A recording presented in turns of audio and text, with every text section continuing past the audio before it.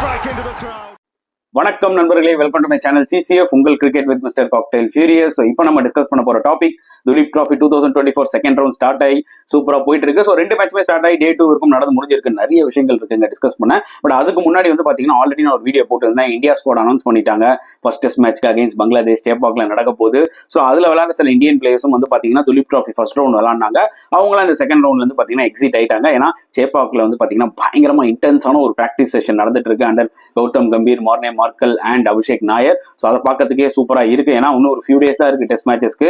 So அவங்க வந்து பாத்தீங்கன்னா நல்ல ஒரு ப்ரிப்பரேஷனோட இறங்குறாங்கன்றது வந்து பாத்தீங்கன்னா கிளியர் கட்டா தெரியுது. They are not taking Bangladesh very lightly. It's a long test season.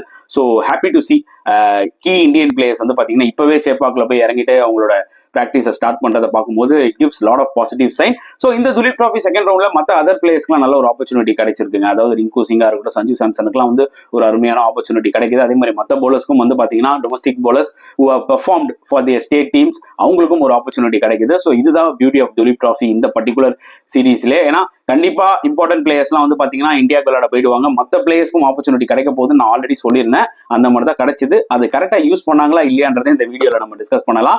So first நம்ம டிஸ்கஸ் பண்ண போற டாபிக் வந்து பாத்தீங்கன்னா India B versus India C. இந்த பர்டிகுலர் மேட்ச் வந்து பாத்தீங்கன்னா அன்பார்ச்சுனேட்லி லைவ் டெலிகாஸ்ட் இல்லைங்க ஜியோ சினிமால. எனக்கு அதுதான் ரொம்ப ஆச்சரியமா இருக்கு. ஏன்னா இப்பதான் மக்கள் வந்து டொமஸ்டிக் கிரிக்கெட் பார்க்க ஆரம்பிச்சிட்டாங்க. ஏன்னா முக்கியமான இந்தியன் பிளேயர்ஸ்லாம் வந்து இதுல விளையாடுறாங்கன்றதுனால. ஸோ அப்படின்ற ஒரு பட்சத்துல கண்டிப்பா இந்த மேட்சும் லைவ் பண்ணிருக்கலாம். ஏன்னா ரெண்டு மேட்சுமே அனந்த்பூர்ல வச்சதுனால எனக்கு தெரிஞ்சு ஒரு கிரவுண்ட்ல மட்டும் தான் வந்து பாத்தீங்கன்னா மேபி அந்த லைவ் பண்றதுக்கு ஃபெசிலிட்டிஸ் இருக்கு போல இருக்கு. இன்னொரு கிரவுண்ட்ல அது இல்ல. மேபி அனந்த்பூருக்கு பதில் வேற ஏதாவது ஒரு சிட்டில வச்சிருக்கலாமோ பிசிசி. ஏன்னா ரெண்டு மேட்ச் வந்து லைவ்ல நடந்துச்சுன்னா இட் வில் பி பெட்டர். இல்ல மக்களும் வந்து பாத்தீங்கன்னா என்ஜாய் பண்ணிருப்பாங்க. ஏன்னா இந்த particular India B versus India C மேட்ச்ல வந்து பாத்தீங்கன்னா சில இம்பார்ட்டன்ட் பிளேயர்ஸ்லாம் இம்பார்ட்டன்ட் ரன்ஸ் அடிச்சிருக்காங்க. லைவ்ல இருந்ததுன்னா ஒண்ணுமே சூப்பரா இருந்திருக்கும்ன்றதான் என்னோட ஒரு point of view. So India C versus India D ஓட ஃபுல் ரிவ்யூ போறதுக்கு முன்னாடி முதல்ல we have to give huge credit to Ishan கிஷன்ங்க. ஒரு கம்பேக் கொடுத்திருக்காரு. ஃபர்ஸ்ட் ரவுண்ட் வந்து இன்ஜுரினால அவரால் விளையாட முடியல. செகண்ட் ரவுண்ட் வந்து பாத்தீங்கன்னா இந்தியா சிக்கு ரெப்ரசென்ட் பண்ணி ஒரு ஃபென்டாஸ்டிக் 111 அடிச்சிருக்காரு. ஸோ கிட்டத்தட்ட ஒரு ஸ்டேட்மெண்ட் தான் கொடுக்குறாரு பிசிசிஐக்கு. டொமஸ்டிக் கிரிக்கெட் விளையாட சொன்னீங்களா, விளையாடிட்டேன், இப்போ ரன்ஸும் அடிச்சிட்டு இருக்கேன். ஏன்னா புஜிபாபு டோர்னமெண்ட்லயும் ஒரு செஞ்சுரி போட்டாரு. இப்போ கம்பேக் துலீப் ட்ராஃபி டோர்னமெண்ட்லயும் ஒரு செஞ்சுரி போட்டிருக்காரு. So all positive things are happening for Ishan கிஷன்றது தான் வந்து பாத்தீங்கன்னா தெரியுது. இட்ஸ் ஆல்வேஸ் குட்டுங்க. ஏன்னா ஒரு பிளேயர் வந்து பாத்தீங்கன்னா கொஞ்சம் லெத்தர்ஜிக்கா இருந்தாரு. அதுக்கு வந்து பாத்தீங்கன்னா சில பனிஷ்மெண்ட் வாங்கினாரு. பட் திருப்பி கம்பேக் ஆகி அவரோட டேலண்ட்டை காமிக்கிறாருன்ற போது அப்போ கண்டிப்பா இஷான் கிஷனுக்கு பின்னாடி நம்ம ஸ்டூட் பண்ணியே ஆகணும். அதுல எந்த டவுட்டுமே கிடையாது. அண்ட் அனதர் திங் என்னன்னு பாத்தீங்கன்னா இஷான் கிஷன் ஒரிஜினலா துலீப் ட்ராஃபி ஸ்குவாட் அனௌன்ஸ் பண்ணும்போது இந்தியா டீல இருந்தாரு. பட் இப்ப செகண்ட் ரவுண்ட்ல வந்து பாத்தீங்கன்னா இந்தியா சிக்காக விளையாடுறாரு. சோ இந்த மேட்ச் வந்து பாத்தீங்கன்னா இந்தியா பி வந்து டாஸ் வின் பண்ணி போலிங் எடுத்துட்டாங்க. அண்ட் இந்தியா சி வந்து பாத்தீங்கன்னா 525 ரன்ஸ் போஸ்ட் பண்ணாங்க. ஏன்னா அது ஒரு நல்ல பிளாட் விக்கெட் மாதிரி தெரியுது. புரியுதா உங்களுக்கு? இதுல ஏன் டாஸ் வின் பண்ணி போலிங் எடுத்தாரு அபிமன்யு ஈஸ்வரன்றது எனக்கு தெரியல. ஸோ 525 ரன்ஸ் நான் சொன்ன மாதிரி இஷான் கிஷன் ஒரு fantastic 111 and with Baba Indrajith ரெண்டு பேரும் நல்ல ஒரு பார்ட்னர்ஷிப் போட்டாங்க. இந்திரஜித் அனதர் இம்ப்ரெசிவ் 78 ரன்ஸ் கன்சிஸ்டன்டா அடிச்சிட்டு இருக்காரு. பட் இந்திய டீமுக்குள்ள தான் அவர் நுழைய முடியல. அது கொஞ்சம் பிட் ஆஃப் ஒரு கவலையான ஒரு விஷயம் தான் என்ன பொறுத்த வரைக்கும். ஏன்னா எப்பயோ அவர் வந்து பாத்தீங்கன்னா இந்தியாவுக்கு விளையாடி இருக்கணும். இவ்வளவு பெர்ஃபார்ம் பண்ணியும் அவருக்கு வாய்ப்புகள் கிடைக்க மாட்டேங்குது. That is another part. And Ruturaj Gaikwad வந்து பாத்தீங்கன்னா மேட்ச் ஆரம்பிச்சு ஒரு பவுண்டரி அடிச்சிருக்காரு. ரெண்டாவது பாலே ஆங்கிள் வந்து ட்விஸ்ட் ஆயிருக்கு போல, ரிட்டையர்ட் ஆயிட்டாரு. இது வந்து சோஷியல் மீடியால பயங்கரமா போயிட்டு இருந்தது. ஏன்னா ஒரு பக்கம் ருத்துராஜ் கைக்வாட் ஃபேன்ஸ் வந்து இவர் டெஸ்ட் கிரிக்கெட்லயும் விளையாடி எப்படியாவது இந்திய டீமுக்குள்ள நுழைய மாட்டாரா அப்படின்ற மாதிரி பார்த்துட்டு இருக்காங்க. அதுக்கு இந்த துலீப் ட்ராஃபி மேட்சஸ்லாம் ரொம்ப இம்பார்ட்டன்ஸ். இந்த வகையில இவர் இன்ஜுரி ஆயிட்டாரு. இதுக்கப்புறம் திருப்பி ருத்துராஜை பார்க்க முடியுமான்ற மாதிரி ரொம்ப கவலைப்பட்டாங்க. But one good thing is like அவர் ரிட்டையர்ட் ஆயிட்டு திருப்பி கம்பேக் கொடுத்து ஒரு 56 ரன்ஸ் அடிச்சிருக்காரு. So that is a good thing for him as well as for Rutu's fans நான் சொல்லுவேன். So at the same time openers எடுத்துக்கிட்டீங்கன்னா ருத்துரு ரிட்டையர்ட் ஆனாலும் ரஜத் பட்டிட்டார் அண்ட் சாய் சுதர்ஷன் நல்லா விளையாடிட்டு இருந்தாங்க. ரெண்டு பேருமே 40s அவுட் ஆயிட்டாங்க. I think they will be so disappointed. இந்த மாதிரி ஒரு ஃபிளாட் ட்ராக்ல they should have got 150 160 runs மாதிரி அடிச்சிருந்தாங்கன்னா ஒண்ணுமே சூப்பரா இருந்திருக்கும். பட் நல்ல ஸ்டார்ட் கொடுத்துட்டு 40ல அவுட் ஆனதுக்கு கண்டிப்பா ரெண்டு பேருமே டிசப்பாயிண்ட் ஆயிருப்பாங்க. So Ishan Kishan Indrajith partnership was so crucial இந்த மாதிரி ஒரு சிச்சுவேஷன்ல. அண்ட் இந்தியா பியோட போலிங் எடுத்துக்கிட்டீங்கன்னா முகேஷ் குமார் நல்லா போட்டு 4 விக்கெட்ஸ் எடுத்தாரு. ராகுல் சாரும் நல்லா போட்டு 4 விக்கெட்ஸ் எடுத்தாரு. பட் அன்பார்ச்சுனேட்லி நம்ம தமிழ்நாடு ஸ்பின்னர்ஸ் போன மேட்ச்ல வந்து பாத்தீங்கன்னா நான் அபிமன்யு ஈஸ்வரனை கிரிட்டிசைஸ் பண்ணேன். ஏன்னா ஏன் ஒரு சாய் கிஷோரியும் வாஷிங்டன் சுந்தரையும் ரொம்ப அண்டர் யூட்டிலைஸ் பண்ணிட்டாருன்னு அப்படின்னு. பட் இந்த மேட்ச்ல அவங்களுக்கு ரெண்டு பேருக்குமே ஒரு அருமையான ஆப்பர்ச்சுனிட்டி. பட் ரெண்டு பேருமே வந்து பாத்தீங்கன்னா ரொம்ப போரா போட்டாங்க. ரொம்ப ஆர்டினரி பர்ஃபார்மன்ஸ் தான். விக்கெட்ஸும் எடுக்கல, எக்கனாமிக்கலாவும் போடல. ரெண்டு பேருமே ரொம்ப ரொம்ப போர் அவுட்டிங் தான் சொல்ல முடியும். இது கிடைச்ச ஒரு அருமையான ஆப்பர்ச்சுனிட்டியை ரெண்டு பேரும் கோட்டை விட்டாங்கன்னு தான் கொஞ்சம் வருத்தமா இருக்கு. மற்றபடி ராகுல் சாருக்கு ஒரு ஆப்பர்ச்சுனிட்டி கிடைச்சது. அவர் நல்லா போட்டு 4 விக்கெட்ஸ் எடுத்திருக்காருன்னா பாத்துக்கோங்க. அண்ட் ஃபர்ஸ்ட் இன்னிங் ஸ்டார்ட் பண்ணிருக்காங்க இந்தியா பி. அண்ட் அவங்க 100 24 ஃபார் நோ லாஸ். ஸோ நல்ல ஒரு சுச்சுவேஷன்ல இருக்காங்க. ஜெகதீசனுக்கு ஒரு நல்ல ஆப்பர்ச்சுனிட்டி கிடைச்சது இந்த பர்டிகுலர் மேட்ச்ல, அதை நல்லா யூஸ் பண்ணிக்கிட்டாரு. 61 not out. ஒன்னு பக்கம் அபிமன்யு ஈஸ்வரனும் 50 போட்டு நாட் அவுட்ல இருக்காங்க.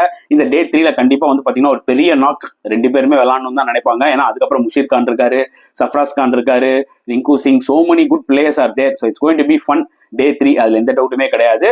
And at the same time இன்னொரு மேட்சும் நடந்துட்டு இருக்கு. அது இன்னுமே ரொம்ப இன்ட்ரெஸ்டிங்கா போயிட்டு இருக்குங்க. India A versus India D. இந்த ஒரு பர்டிகுலர் மேட்ச்ல வந்து பாத்தீங்கன்னா இட்ஸ் லோ ஸ்கோரிங் கேம் மாதிரி தெரியுது. இதுல கண்டிப்பா ரிசல்ட் வரும் அப்படிதான் தெரியுது. ஏன்னா அந்த மாதிரி தான் கேம் மூவ் ஆயிட்டு இருக்கு. ஸோ இதுல வந்து பாத்தீங்கன்னா இந்தியா டி வந்து டாஸ் வின் பண்ணி போலிங் எடுத்தாங்க. அண்ட் இந்தியா ஏ 290 போஸ்ட் பண்ணாங்க. புரியுதா உங்களுக்கு? ஸோ 290 வர முக்கியமான காரணம் யாருன்னு பாத்தீங்கன்னா ஷம்ஸ் முலானி. அவரோட ஒரு சூப்பர் நாக் 89, தனுஷ் கோட்டியான் ஒரு 53. இவங்க ரெண்டு பேரும் சேர்ந்து அந்த பார்ட்னர்ஷிப் போடலன்னா 290 கூட வந்திருக்காது. ரியான் பராக் ஒரு பயங்கரமான கேமியோ ஒன்ஸ் அகைன் விளையாடினாரு. But at the same time ஒரு விஷயம் நல்லா புரிஞ்சுக்கணும். ரியான் பராக் என்னன்னா செம ஸ்டைலிஷா விளையாடுறாரு, அதுலலாம் எந்த டவுட்டுமே கிடையாது. பட் இன்னுமே பெரிய ஸ்கோர் அவர் அடிக்கணும். That is what is more இம்பார்ட்டன்ட்ல. ஸோ பிட் ஆஃப் டிசப்பாயின்மெண்ட் அந்த ஒரு பாயிண்ட் ஆஃப் வியூல. அண்ட் இந்த பக்கம் நீங்க இந்தியா டியோட போலிங் எடுத்துக்கிட்டீங்கன்னா as they gave a good fight back. Harshit Rana once again சூப்பரா போட்டு 4 விக்கெட்ஸ் எடுத்தாரு. ஸோ அவங்க கொடுக்குற அந்த ஃபைட் பேக் வந்து பாத்தீங்கன்னா நிஜமாவே இம்ப்ரெசிவா தான் இருக்கு. அதுல எந்த டவுட்டுமே கிடையாது.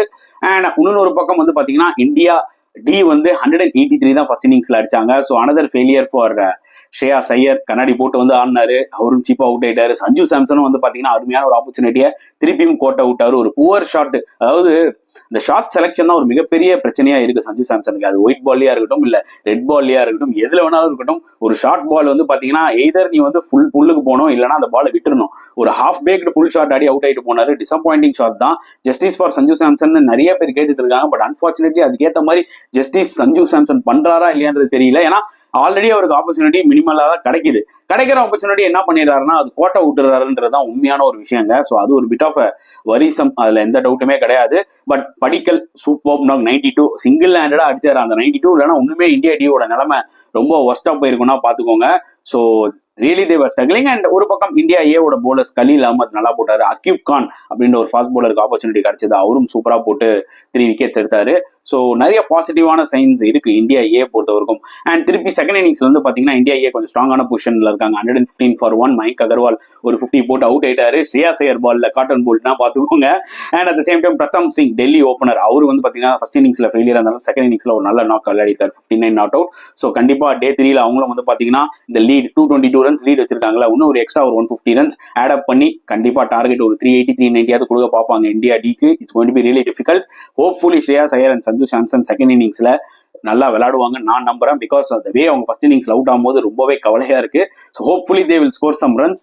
ஸோ இதுதான் வந்து பாத்தீங்கன்னா இப்போதைக்கு இருக்கிற அப்டேட். துலீப் டிராஃபி 2024 செகண்ட் ரவுண்டோட அப்டேட். நிறைய positive things. At same time Vidwath கவரேப்பான்னு ஒருத்தர் இருக்காருங்க, அவரும் நல்லா போட்டாரு. ஆக்சுவலா 2 விக்கெட்ஸ் எடுத்தாலும் ரொம்ப எக்கனாமிக்கலா போட்டாரு. நல்ல ஒரு டேலண்ட். பொறுத்து வந்து பார்க்கலாம் எந்த அளவுக்கு கன்சிஸ்டன்டா போடுறாருன்னு சொல்லிட்டு. ஸோ டேக் அவேஸ்ன்னு எடுத்துக்கிட்டீங்கன்னா இஷான் கிஷனோட 100, இந்திரஜித்தோட super 70 out runs. At the same time Pratham Singh, Mayank Agarwal வந்து பாத்தீங்கன்னா இந்தியா ஏக்கு வந்து செகண்ட் இன்னிங்ஸ்ல நல்லா விளையாடி இருக்காங்க. அண்ட் தேவ்தத் படிக்கல் ஒரு நல்ல fighting 92 for India D. And போலர்ஸ்ன்னு எடுத்துக்கிட்டீங்கன்னா கண்டிப்பா ஷம்ஸ் முலானி போலிங்ல பெருசா போடலனாலும் பேட்டிங்ல செம்மையா விளையாடி இருக்காரு. அண்ட் மானவ் சூத்தர் அவரும் ஒரு சூப்பர் 80 அவுட் ரன்ஸ் அடிச்சிருக்காரு. ஸோ அதையும் நம்ம கிரெடிட் கொடுத்தாகணும் இந்தியா சீக்கு. அண்ட் போலர்ஸ் எடுத்துக்கிட்டீங்கன்னா இப்பதான் ஒரிஜினலா போலர்ஸ் நான் சொல்ல வரேன். ஹர்ஷித் ராணா நல்லா போட்டாரு, கலீல் அஹமத் நல்லா போட்டிருக்காரு, அக்யூப் கான் நல்லா போட்டிருக்காரு, முகேஷ் குமார் நல்லா போட்டிருக்காரு. அதே மாதிரி ராகுல் சஹர் அவரும் இம்ப்ரெசிவா இருந்திருக்காரு அவரோட போலிங்ல. ஸோ இதெல்லாம் தான் வந்து பாத்தீங்கன்னா டேக் அவேஸ். டிசப்பாயின்மெண்ட்ஸ் கண்டிப்பா ஸ்ரேயாஸ் ஐயர், சஞ்சு சாம்சன், ரியான் பராக் கூட சூப்பரா ஸ்டார்ட் பண்றாரு. ஆனா ஒரு பெரிய இன்னிங்ஸ் விளையாடிக்கணும். திலக் வர்மாக்கும் ஒரு ஆப்பர்ச்சுனிட்டி கிடைச்சது ஆக்சுவலா விளையாடுறதுக்கு. ஸோ அவரும் வந்து பாத்தீங்கன்னா பெருசா அதை யூஸ் பண்ணலன்னு தான் சொல்ல முடியும். ஸோ அவரும் வந்து பாத்தீங்கன்னா செகண்ட் இன்னிங்ஸ்ல கொஞ்சம் ஒரு பெரிய இன்னிங்ஸ் விளையாடலாம். ஸோ சின்ன சின்ன டிசப்பாயின்மெண்ட்ஸ் இருக்கு. பட் பொறுத்து வந்து பார்க்கலாம் எப்படி டே 3 வந்து அமைய போகுதுன்னு. உங்களோட கருத்துக்கள் என்னன்றதை மறக்காம கமெண்ட் செக்ஷன்ல போட்டுருங்க. இந்த வீடியோ பிடிச்சிருந்தா லைக் பண்ணுங்க, ஷேர் பண்ணுங்க, முடிஞ்சா சப்ஸ்கிரைப் பண்ணுங்க. ஸோ நெக்ஸ்ட் வீடியோல பார்க்கலாம் ஃப்ரெண்ட்ஸ். அண்டில் தென் பாய்.